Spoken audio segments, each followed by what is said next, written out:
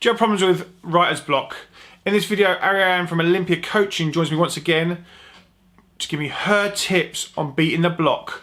Let's dive in. Hey, it's Grahame from Data Transmission, and if this is your first time joining us on YouTube, we give out tips and advice to DJs to help you get further in the music industry. Our big question series is simply that, a one question series where we ask label owners, industry heads, DJs for their tips and advice to help you get further. Today I'm joined by life coach Ariane from Olympia Coaching.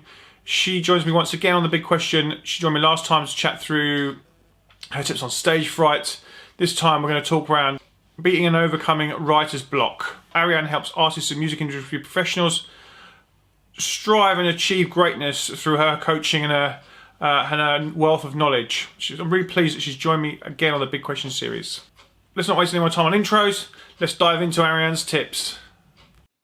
Thanks for the question, Grahame. If you're creative, you will encounter writer's block from time to time. It's part of the journey. So why do creative blocks happen? Usually it's when you put a lot of pressure on yourself. Maybe you're trying to make the perfect track, or you're trying to get it signed by a very specific label. So there may be some fear behind your creative block, fear of criticism or fear of failure. And there's usually quite a lot of negative mental chatter going on in your own head. You say things to yourself like, I'm blocked, or I don't have any fresh ideas, or it's not good enough, or, this sounds rubbish, and so on.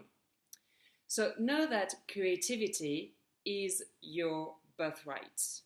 You cannot run out of creativity. In fact, the more you use, the more you have. So all you need to do really is to get out of your own way, which paradoxically is the hard bit. So from what I've researched, producers and musicians who have created hits always say that the idea came to them nearly effortlessly, and then they were able to bang out the track in no time at all. So this is what is called being in a state of flow, where there's very little resistance on your part and you're just able to let that idea manifest through you. So what I want you to do is to go in the studio with a sense of playfulness. So drop any self-imposed pressure or judgments and just go in the studio with the intention of expressing yourself and letting your inner creative child out to play. I actually have a client who starts every one of her studio sessions with a period of 30 minutes where she just jams with no objective, and then she starts producing. So here I'm going to give you a couple of ideas to help you get into that mindset of play. You can imagine that you're never going to release that track, so you're just making it for fun and for experimenting, and your only objective is to finish the track.